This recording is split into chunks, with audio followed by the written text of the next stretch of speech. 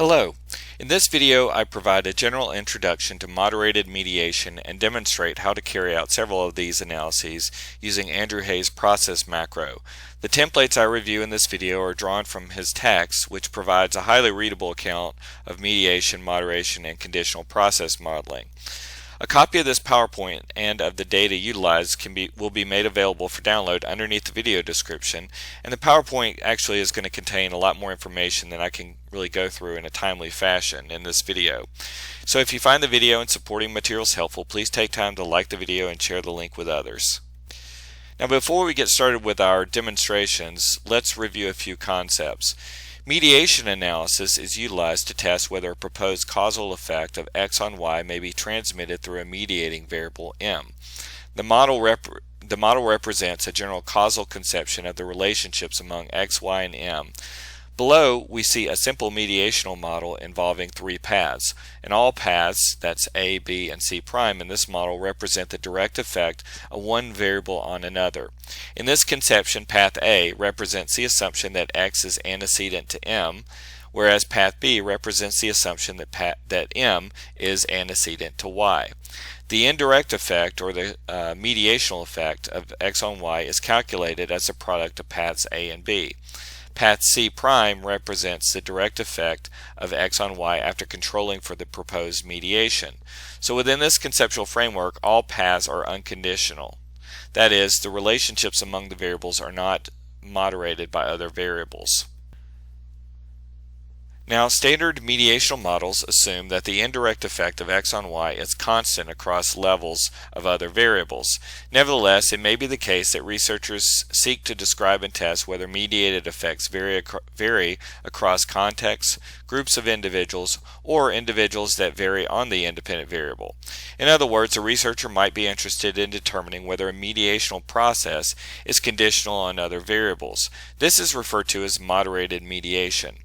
Hay's process macro incorporates a variety of model specifications that allow you to test the effects, both direct and indirect effects, of x on y conditional on a moderator. So given the sheer number of models that are available through process, we're going to focus on just a few of them in this presentation. So you'll notice that down below, just kind of reviewing some of these models, we have process model number 7. And so in this model we have the moderator W, and W is moderating the effect of the independent variable x on m.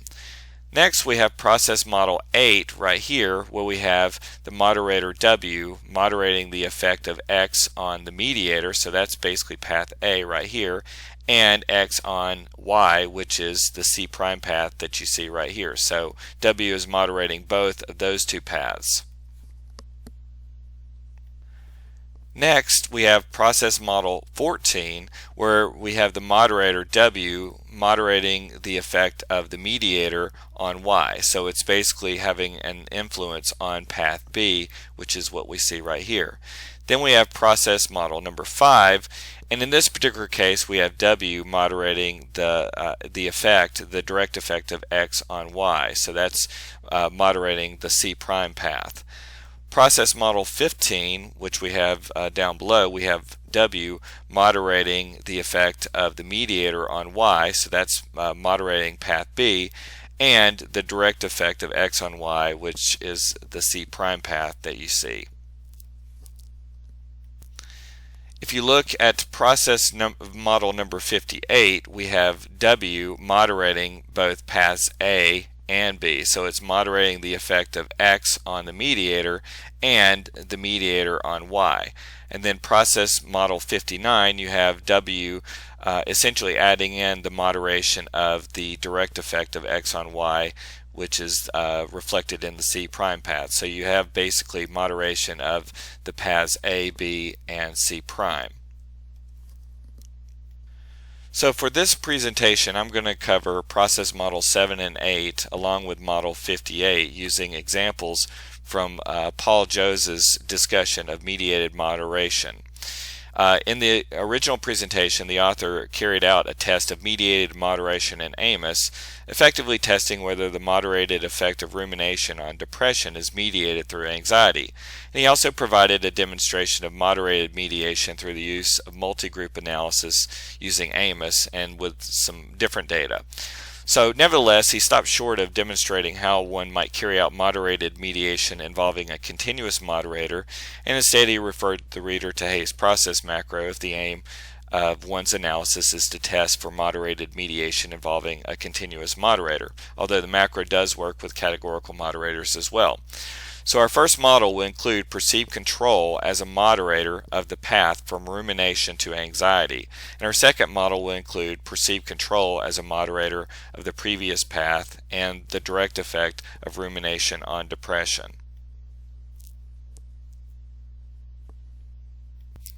So for our first model, we have rumination as a predictor of anxiety, anxiety as a predictor of depression, and perceived control as a moderator of the effect of rumination on anxiety. So let's go ahead and open up SPSS and run the analysis. So here we have our data. We've got rumination, we have perceived control, depression, and anxiety. And these variables actually were already centered, or at least several of them were already centered.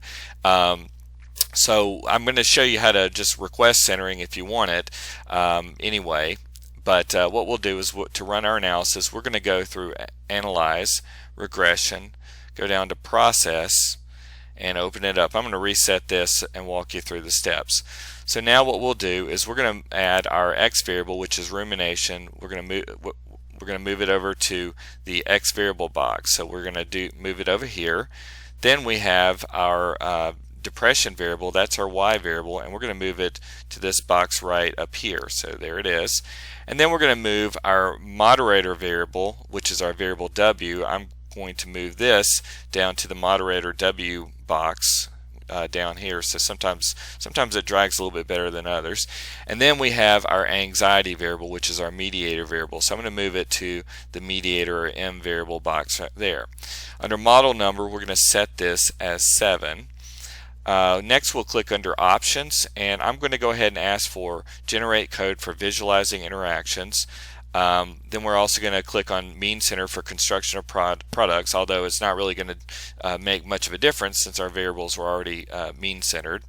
I'm going to click on conditioning values, and I'm going to use the traditional pick a point approach, which is -1 standard deviation mean and +1 standard deviation for the moderator variable.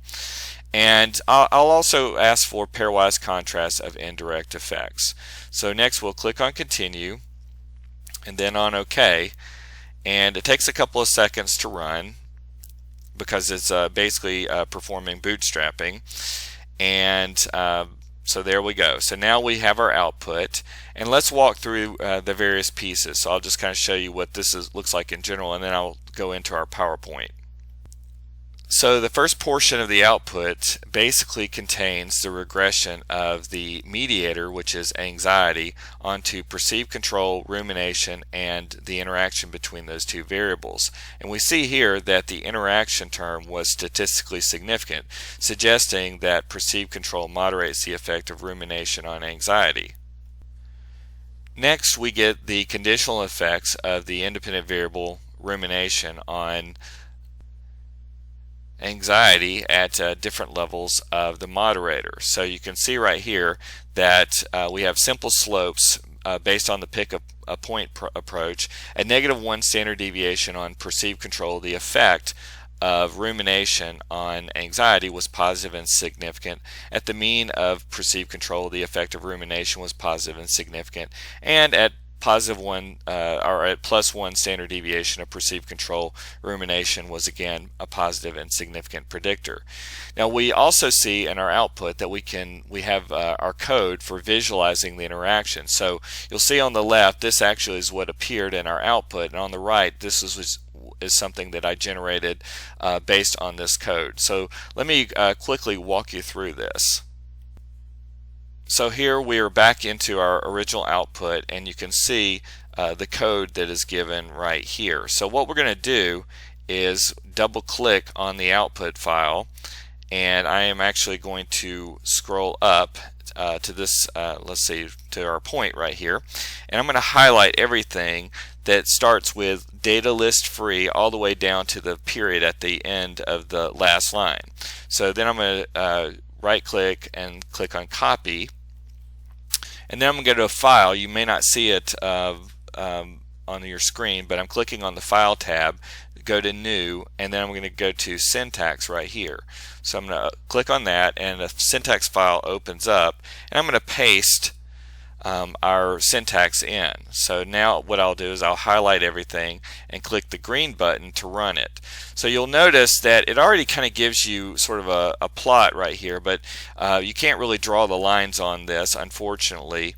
And so to get the lines on it, what I'm going to do is notice that when I click on my little icon at the bottom of the screen, there's now a new data set that's been created, which contains levels of our independent variable x and our moderator perceived control, and then our predicted values on the mediating variable anxiety. So now what we can do to plot out our simple slopes is we can go to Graphs, Legacy Dialogues. I will go to Line right here, click on Multiple, Define, and I'm going to move the X variable rumination over to the category axis box. I'm going to move Concern, our moderating variable, to the Define Lines By box, and I'm actually going to click on Other Statistic and just kind of set that there, and then move my outcome variable, which is the anxiety variable, to this box right here. When I click on OK, now you can see that I have the simple slopes that you will notice in the video, in the PowerPoint. So basically, looking at our slopes, you can see that, again, this is our perceived control variable right here. So this would be our low, medium, and high levels based on our pick-a-point approach. So you can see that at high perceived control, the slope for the relationship between rumination and anxiety is less positive than among those individuals where you have lower perceived control. So that's this slope right here. Okay, so moving on with our output, you can see that the next portion contains our dependent variable depression, and so in this particular case you can see that we have basically the direct effect of rumination and the direct effect of anxiety. So both of these coefficients are positive and statistically significant. So in this portion of the output, we get information on the conditional indirect effect associated with the model. So here, with this portion of the output, we have the index of moderated mediation, and this provides an omnibus test of the conditional indirect effect of x on y. So if the null of 0 does not fall between the lower and the upper limit of the 95% confidence interval, then we will infer that the indirect effect is conditional on the level of the moderator variable. So in this example, that seems to be the case, where basically perceived control appears to be moderating the indirect effect of rumination on depression. Now, assuming the index of moderated mediation is statistically significant, then we may wish to probe the conditional indirect effects. So this portion of the output that's highlighted contains the conditional indirect effects of rumination on y at -1 standard deviation, the mean, and +1 standard deviation on the perceived control variable. And you do see that in all cases the indirect effects were positive and statistically significant.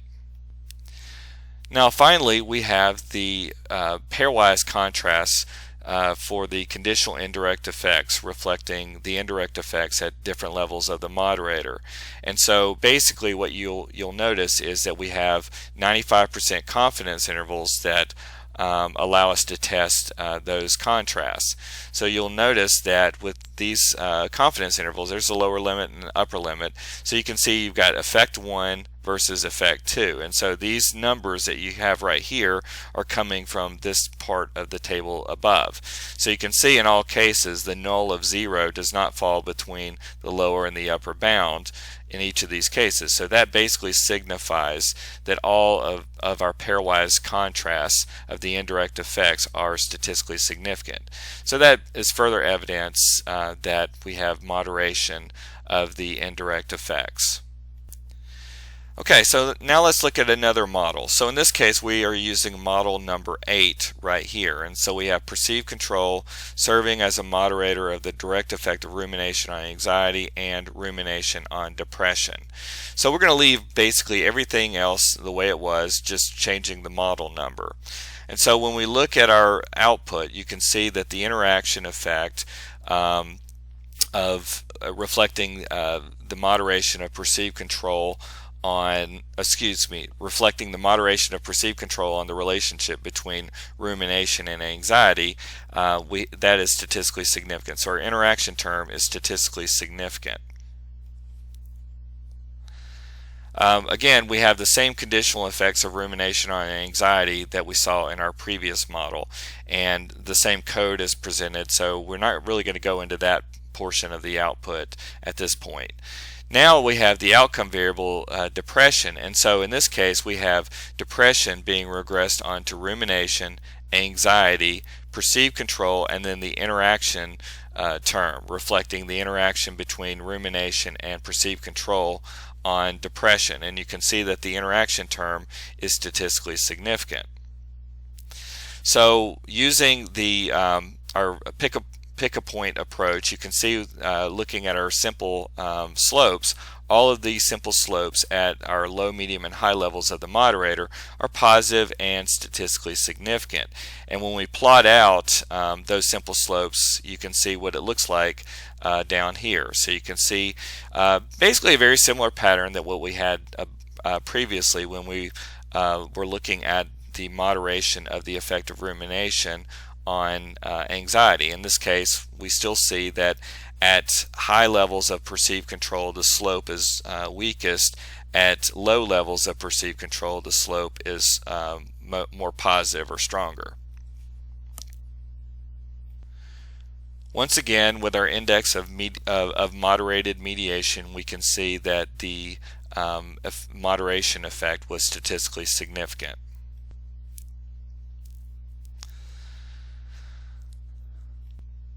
Okay, so for this model we have model number 58. So we're not doing anything different in terms of what we're requesting except changing the model number to 58. And so in this particular demonstration we have perceived control moderating the effect of rumination on anxiety and the effect of anxiety on depression. So as we have seen before, the effect of rumination on anxiety appears to be moderated by perceived control. So our interaction term is statistically significant, as we've seen before.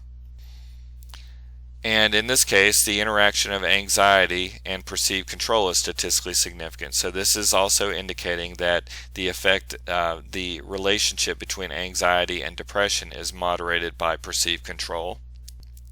Now, unlike our previous models where we obtained an index of moderated mediation, we're not getting that in this particular output.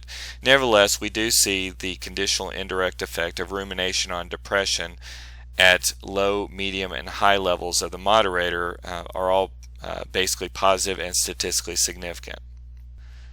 And we also see that all pairwise contrasts between the conditional indirect effects were statistically significant. So this is essentially evidence favoring the notion that perceived control moderates the indirect effect of rumination on depression.